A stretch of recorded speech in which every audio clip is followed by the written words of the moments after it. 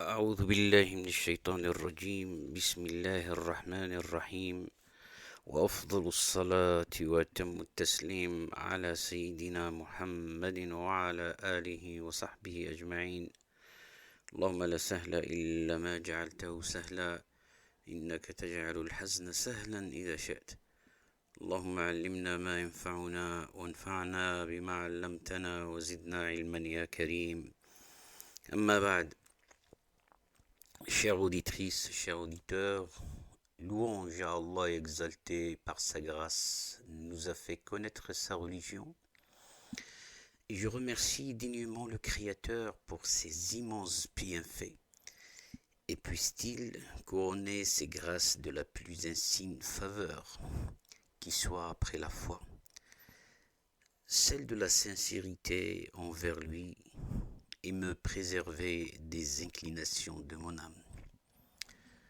Et que la prière et le salut soient sur son serviteur envoyé par lui pour apporter une loi sage et pure et harmonieuse, dont le principe est d'alléger les difficultés des hommes. Nous allons entamer une série, Inch'Allah, de commentaires et d'analyses des sagesses d'Ibn Ata'illah al-Sakandari, al-Hikam al-Ata'iyah. Et je demande au Créateur de m'aider à être à la hauteur. Tout d'abord, présentons cet ouvrage, ou ces Hikam d'Ibn Ata'illah. Les sagesses Hikam d'Ibn Ata'illah, évidemment mort en 1309, constitue certainement au fil des siècles le recueil d'aphorismes spirituels le plus connu, le plus médité et le plus commenté.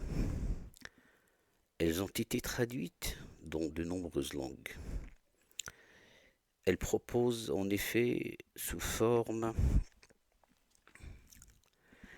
de sentences lapidaires dans un style libre, mais usant souvent de la prose rimée. Une pédagogie initiatique s'adressant directement à l'âme humaine. La psychologie spirituelle qui distille l'auteur reste d'une étonnante actualité pour tout chercheur de vérité. L'enseignement coranique et la tradition prophétique s'y trouvent tellement intériorisés et implicites qu'il nécessite peu de références formelles dans le corps du texte. Les Hikam, œuvre de la fin du XIIIe siècle, parlent à tout humain contemporain parce qu'elle émane d'une vision universelle de l'islam et de sa spiritualité. Qu'on en juge par ces quels échantillons, sachant qu'existe en toi une tendance à la lassitude, il varia pour toi les formes des pratiques religieuses. Aussi, Dieu veut te rendre insatisfait de tout, pour que rien ne te distrait de lui. Et enfin, rien ne te mène autant que l'illusion. Le propos des sagesses est pour l'essentiel d'amener l'homme à connaître son âme, prolongeant ainsi une parole qui est parfois attribuée au prophète. Celui qui se connaît soi-même connaît son Créateur. C'est donc une école de vie au quotidien pour chaque instant. L'objectif premier est de libérer son âme charnelle, son ego, traduit en langue arabe an-nafs, le plus grand ennemi. Selon le prophète, de ses prétentions, de ses illusions, de ses projections, Si tu hésites entre deux choses, choisis la plus déplaisante à ton âme et suis-la. En effet, ne lui déplaît que ce qui est juste, écrit l'auteur. Seule cette désidentification, ce déconditionnement de ce que nous croyons faussement être, permettront à l'âme de connaître sa vie naturelle, spirituelle, de se délivrer du vice intérieur, batinul ithm, comme on le traduit en langue arabe. Nous passons maintenant sur la première sagesse d'Ibn Ata'illah et on essaye de commenter et d'analyser et d'expliquer. Ibn Ata'illah, dit-il, un des signes révélant que l'individu compte sur ses œuvres et que son espoir s'amenuise lorsqu'il fait un faux pas. De l'espoir d'obtenir une récompense. D'un point de vue légal, est-il bon de fonder l'espoir d'obtenir la grâce divine sur les œuvres accomplies? L'auteur dit: prends garde de fonder l'espoir de gagner la satisfaction d'Allah, ainsi que la récompense promise par lui sur un acte que tu as accompli et que tu fais conduit, réalisé par une propice providence, que ces actes soient des prières, des jeûnes, des aumônes ou toute autre forme d'œuvre méritoire, fonde au contraire, ton espoir sur la grâce d'Allah, ainsi que sur sa faveur et sa générosité. Y a-t-il une preuve du bien fondé de cette affirmation? Effectivement, oui. Il y a la parole du prophète, qu'Allah prie sur lui le salut, rapportée notamment par le grand savant, le grand rapporteur Al-Bukhari. Les œuvres ne feront rentrer personne au paradis. Donc elles lui demandèrent: pas même toi, ô envoyé d'Allah? Il répondit: pas même moi, à moins que Allah ne me couvre de sa miséricorde. L'action n'est donc pas ce qui vaut l'homme d'entrer au paradis. S'il en est ainsi, il convient, lorsque nous sommes conduits par la divine grâce à accomplir un acte de piété, de souhaiter la satisfaction et la récompense d'Allah en fondant notre espoir sur sa faveur, sa compassion et sa générosité. Non en comptant sur la récompense que serait censée nous valoir ces œuvres auxquelles nous avons été providentiellement conduits. Ainsi, l'auteur, Ibn Ata'illah, dit-il, un des signes les plus manifestes du fait que tu comptes sur tes actions, non sur sa grâce, et le fait que ton espoir en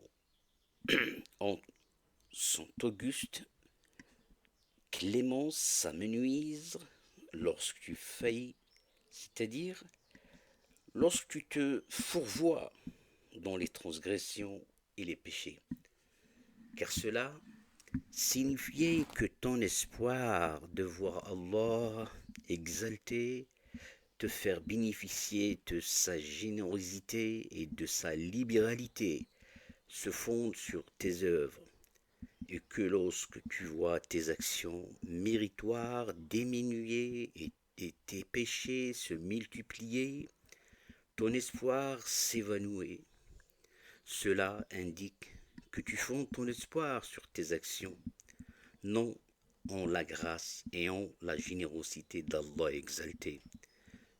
C'est en résumé que signifiait cette sagesse d'Ibn Ata'illah. Cette sagesse a une dimension de la foi de la plus haute importance, une dimension qui apparaît dans la sunna de notre maître, l'envoyé d'Allah, que Allah prie sur lui le salut, puis elle a une dimension morale et éducative. Nous expliquerons tout cela, Inch'Allah. Profitons de cette occasion pour dire que les sagesses, les hikam d'Ibn Ata'illah se divisent en 3 parties. La première partie a pour axe la croyance de l'unicité. La seconde étape ou la seconde traite des vertus. La troisième est afférente au cheminement de la purification de l'âme. Commençons par expliquer et analyser la dimension doctrinale de cette première sagesse. L'auteur Ibrahim al-Laqani, l'écrivain de l'ouvrage de Jawharat al-Tawhid, qui est connu, cet ouvrage chez l'ensemble des ulama de Ahl Sunnah, dit dans son poème: par sa faveur, la récompense est consentie, et c'est le fait de l'équité s'il nous châtie. Cette conviction est celle que doit adopter tout musulman. Ce que firent nos nobles prédécesseurs, que Allah soit satisfait d'eux. Nos actes méritent-ils une récompense? Certains objecteront peut-être ceci. Il apparaît au contraire que ce qui nous vaut de mériter la récompense, c'est les actions méritoires que nous accomplissons. Mais si nous considérons bien la relation entre le serviteur et son Seigneur, nous voyons que ce n'est pas le cas.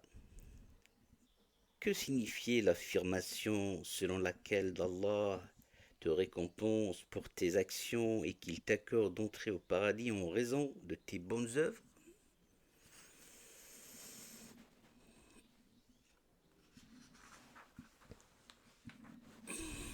Elle signifiait que Allah exalté a assigné une valeur au paradis, laquelle valeur ne se compte pas en argent ou une quelconque devise, mais en dévotion, en adoration et en respect des interdits, et que si tu pratiques les œuvres prescrites et que tu te gardes de commettre les actions proscrites, tu auras par cela payé le prix et mérité donc la marchandise achetée. Lorsque tu dis « je suis rétribué pour l'œuvre que j'ai accomplie », c'est cela que tu signifiais. Mais les choses sont-elles ainsi en réalité? Autrement dit, lorsque tu agis conformément à ce que Allah exalté te prescrit, mérites-tu par cette action le paradis et en deviens-tu propriétaire par la sueur que tu as versée, exactement comme une personne devient propriétaire d'un hectare de terre en payant un prix déterminé à celui qui le vend? Si tu considères bien cette question, tu verras que les deux situations sont très différentes.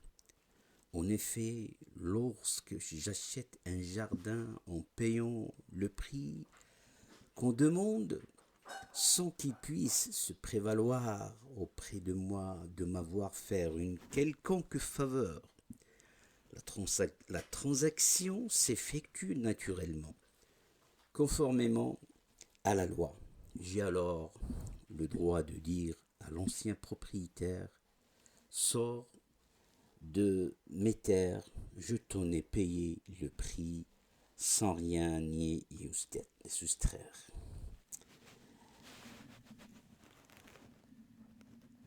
L'analyse et les commentaires de cet aphorisme ou cette sagesse est un peu trop long, mais Inch'Allah, on va essayer de, de chaque fois expliquer comment on appelle ça, on prend pas beaucoup de temps, hein, jusqu'à où, comment dirais-je, on s'ennuie pas, hein, on essaye de ne pas dépasser un quart d'heure ou 15 minutes. Donc, la suite, Inch'Allah Ta'ala, nous aurons un nouveau rendez-vous à l'épisode suivant très prochainement et nous parlerons de la prochaine, de la première toujours, la première sagesse, Inch'Allah Ta'ala.